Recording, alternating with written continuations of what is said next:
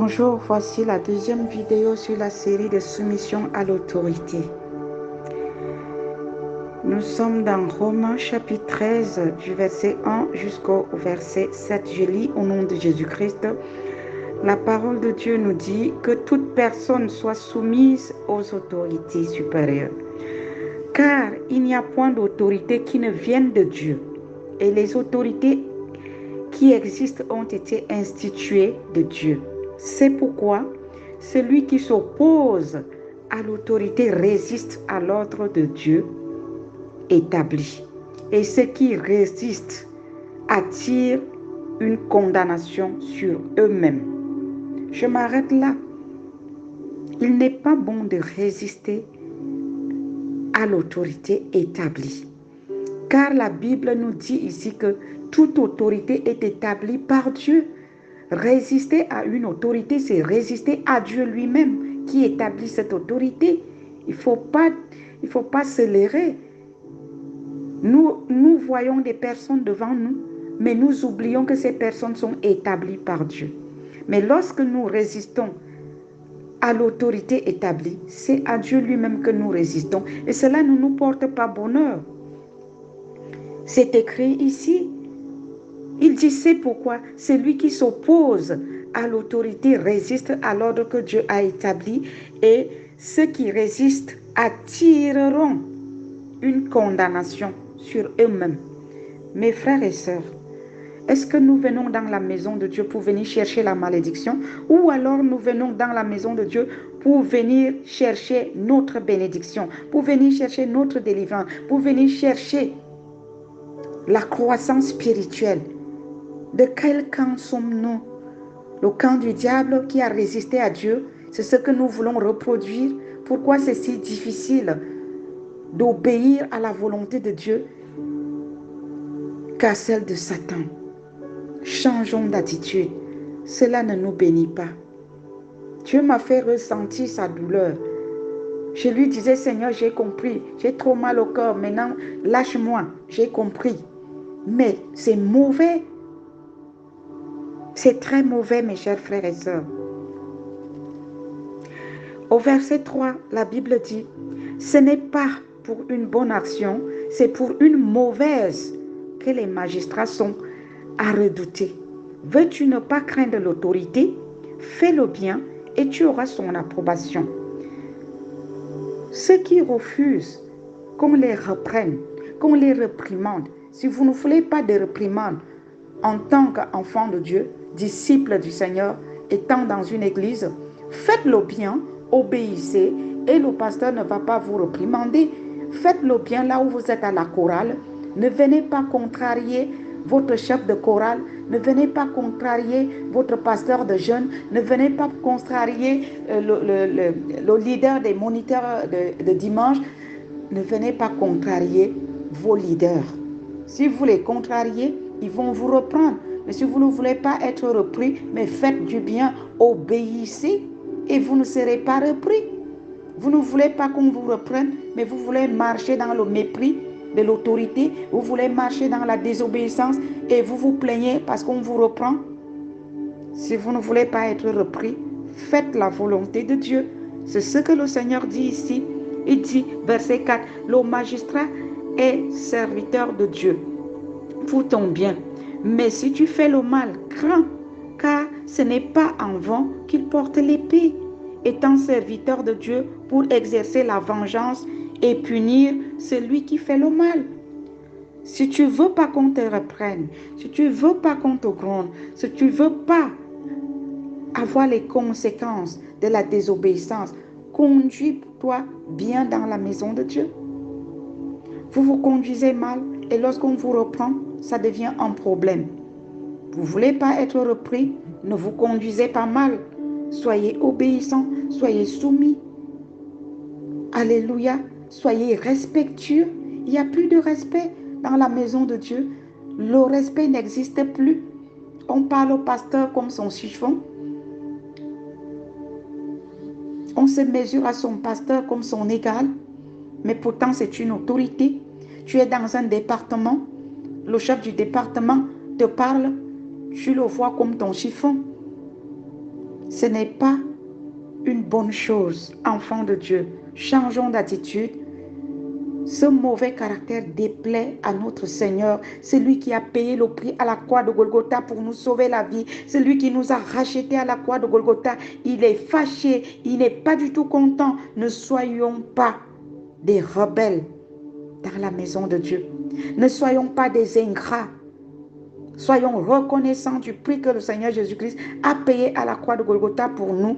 Servons-le, servons-le, servons-le avec diligence, servons-le avec respect, servons-le dans la fidélité, dans l'amour, dans la soumission, dans l'obéissance. Soyons reconnaissants au prix que le Seigneur Jésus-Christ a payé à la croix de Golgotha. Nous bafouons son autorité par terre. C'est une forme d'ingratitude. Verset 6. C'est aussi pour cela que vous payez les impôts, car les magistrats sont des ministres de Dieu entièrement appliqués à cette fonction.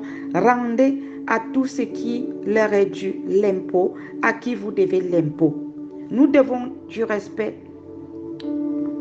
aux conducteurs, à ceux qui nous conduisent dans le Seigneur. Rendons-leur ce respect. Rendons-leur cette obéissance que Dieu nous recommande. Le tribut, à qui vous devez le tribut.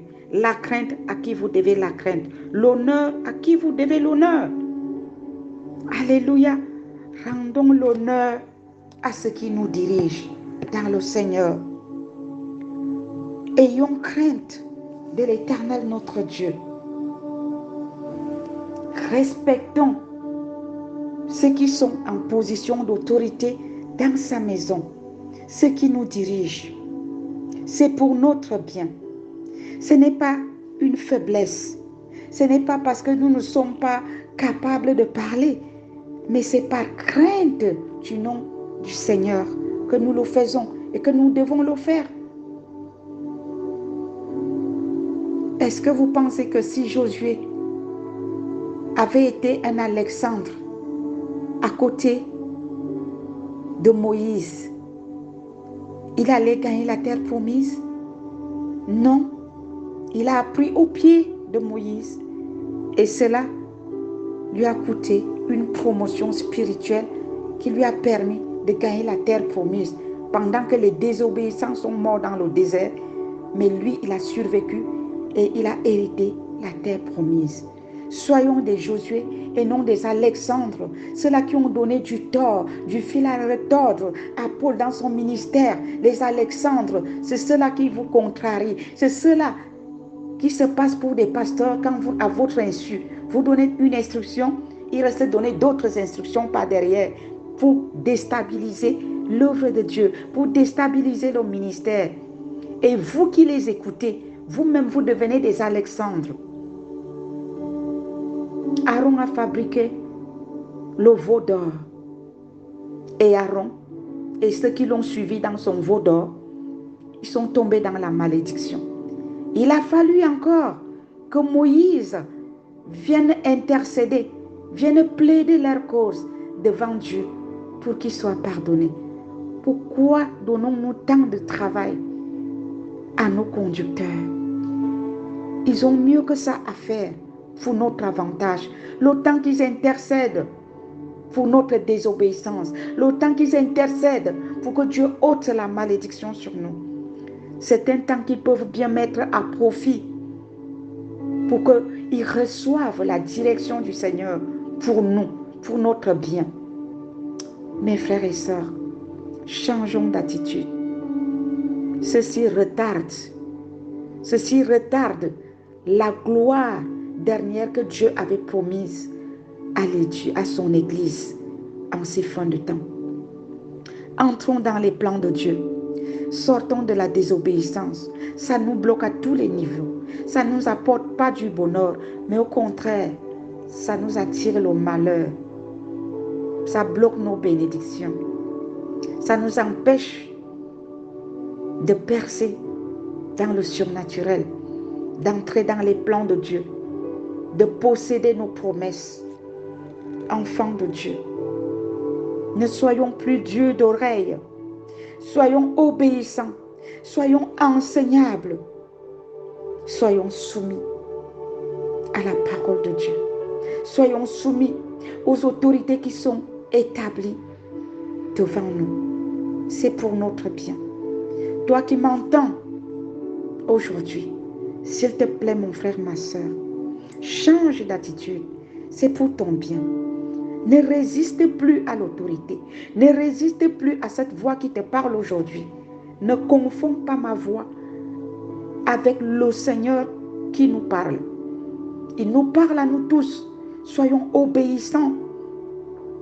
Apprenons à mettre en pratique la parole de Dieu. La Bible dit dans Jacques, ne nous bornons pas d'écouter la parole, mais mettons-la en pratique. Mettons la parole en pratique. Mes chers frères et sœurs, mettons la parole de Dieu en pratique. Pourquoi est-ce qu'on nous enseigne, mais nous ne changeons pas d'attitude? On nous enseigne, mais nous continuons, nous persévérons sur la mauvaise voie. Ce n'est pas pour une bonne chose que nous persévérons sur la mauvaise voie, mais c'est plutôt pour une mauvaise chose. Comprenez cela aujourd'hui. La résistance que vous opposez à vos leaders vous coûte cher et vous coûtera encore plus cher si vous ne changez pas. Merci de suivre la 3e vidéo. Que le Seigneur, le Saint-Esprit parle dans vos cœurs au nom de Jésus.